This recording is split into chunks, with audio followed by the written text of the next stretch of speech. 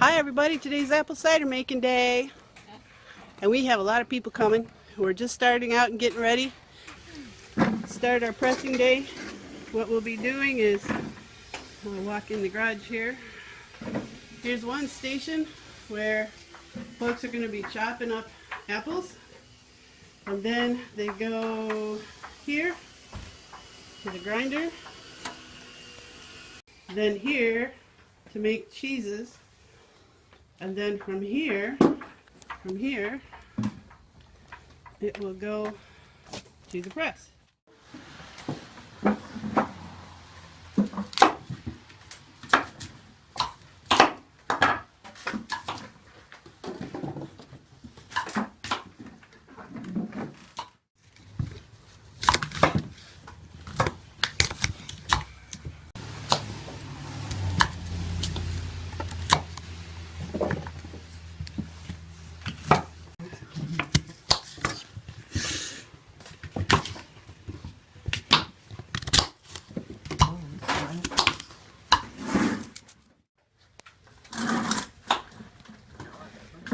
Kathy's getting ready to start the grinder up. The beauty that I built from Whiz Bang Cider Press instructions.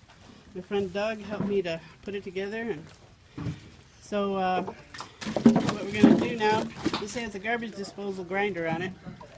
So we're going to give her a whirl.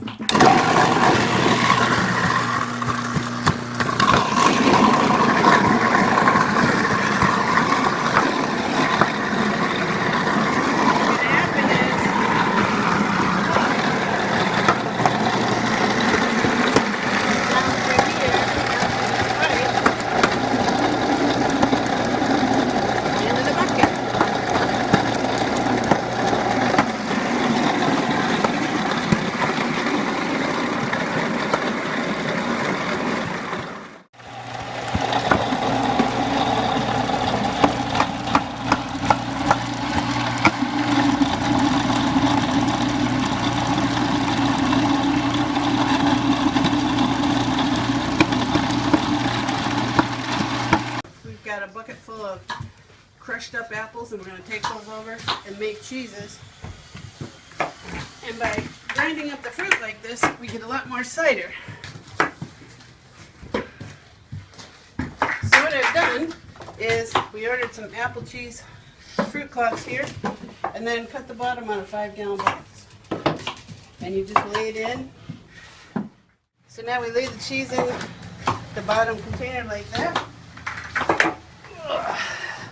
Pour in the cheese here, like so. How are you? And then we'll tie it up. Once we get it like this. And these will be the cheeses that we actually put in the cider press. So we take it like that, tie our string around like that. And voila, we're done. So we finally got a full bucket of cheeses bundled up, ready to go. This press is actually from the 1920s. I picked it up in an antique mall over in Brighton. And if you go on this side, you can see it's made by the Donaldson Brothers, Mount Clemens, Michigan. Donaldson Brothers came from Ireland. They actually built carriages back in the day, and they expanded into farm implements, which is pretty cool. We are ready. Here's our oil candles. Then we're going to turn and spin the press down. So right now what we're going to do is load up the barrel with cheeses. So the first step we do is place one cheese in, like so. We get it centered as best we can. And then we add these oak boards to help distribute the weight. Add another cheese. Another press. Another cheese. Did they go on? Yeah. Okay. So we've got all the cheeses stacked up. We've got all the discs in place. And we've got our last one on top in this nice foot, and so now we start the press, and you guys keep a watch on the cider flow so it doesn't overflow or.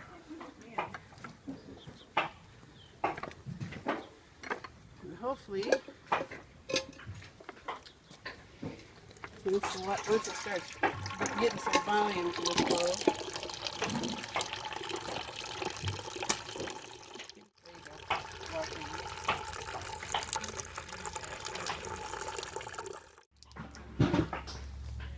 Hi, Becky. Becky is the neighborhood squirrel who we feed peanuts to and who's very nice, but her little hand is hurt, so that's why we're helping her out. Say hi, Becky.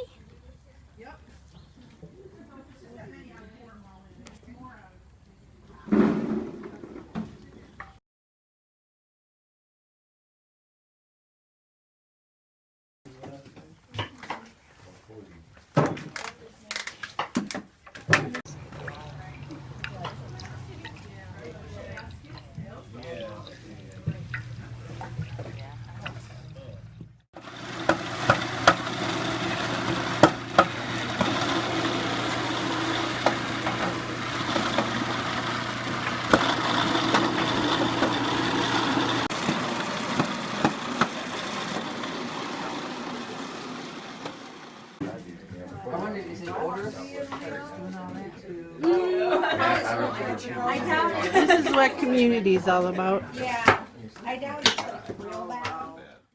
So I'm pressing the apple cheese to get the juice out, and the bees are enjoying their drinks too. But we come to do activities like this because it's a lot of fun. It's educational. There's not very many, I know, there's not very many places to do these kind of things. Like, I was never exposed to any of this kind of stuff growing up.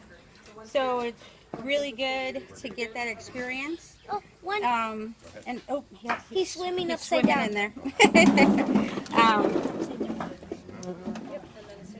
And to find out how things were, Another one fell in.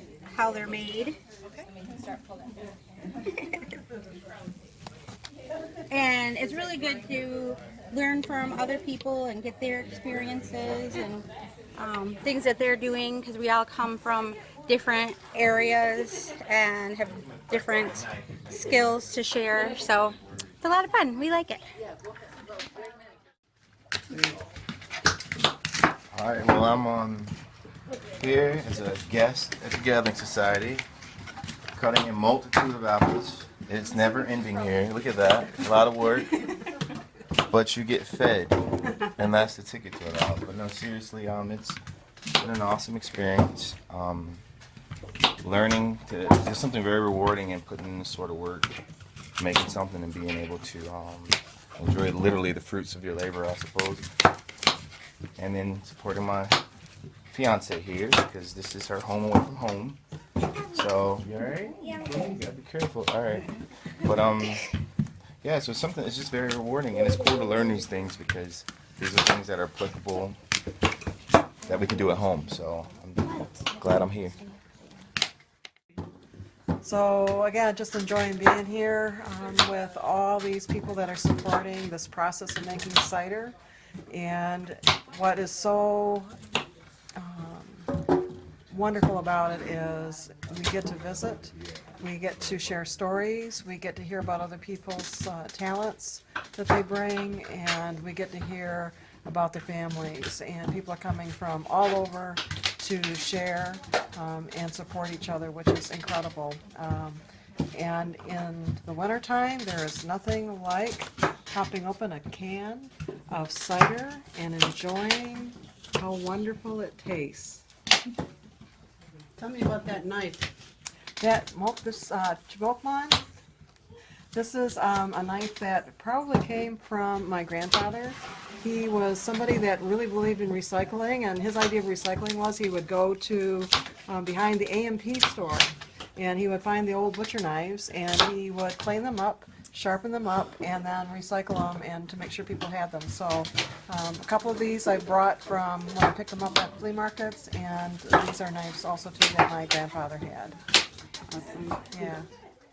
Well, I love learning about all the different steps in making cider, but I more love being around people that are so diverse and all different ages and doing all different things with their lives and coming from all different cultures, and it's just very uplifting. And it's amazing to see how much work it takes to make anything the real way. How many years have you been making cider? This is my second year for cider. Nice. I like making apple cider What do you cutting. like about it? I like making apple cider with my friends, and what I like about it is how good it tastes, the smell, and me crushing apples on the grinder, playing a little. Nice. Yeah, I'm learning different stories and stuff. So being here making cider is an awesome experience, and mostly not because of the cider, mostly because of the people. This is a kind of community for me away from my own family community, and it's nice to have support like that and to create things that it takes a lot of people to create. And you can't complete all of this without the teamwork and community that we get, and it's one, getting a job done, but two, learning about people, and that's the best part. So that's why I like to come.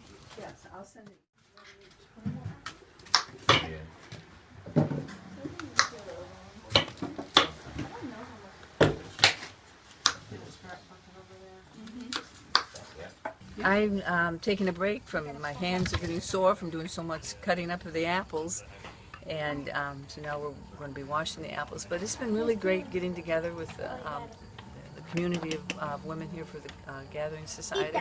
I just got inspired and talked to a couple of people in our area, and I've Ipsy thinking of an idea for a group, like a beading workshop. And it's just nice today with being outdoors and just sharing food and getting together with everybody. I really love learning how to make cider. I didn't expect the process to actually be fairly simple. Like I, thought, I don't know, some crazy complicated equation to it. And I like doing things like this by hand because you realize there's so much more you can actually do yourself, or grow it yourself, so you don't have to get everything from the supermarket or store. I also like just getting to know more people from different areas. Being from North Carolina, I'm coming from a really tight-knit tribal community. It's nice to find that sort of network when I'm 1,000 miles away from home. So I'm enjoying it, loving it, excited to have some more cider. Did you do these kinds of things back home? Yeah, we actually did a lot of things with my grandmother, but most of it we have different workshops that the tribe would put on for kids. So we would do basket weaving, or we would learn how to bead, or we made a drum together one time. That was pretty cool. So it's nice to actually be somewhere where I can do these things again, because it seems pretty hard sometimes to find those type of networks and Community. yeah, community to do that with. Yeah.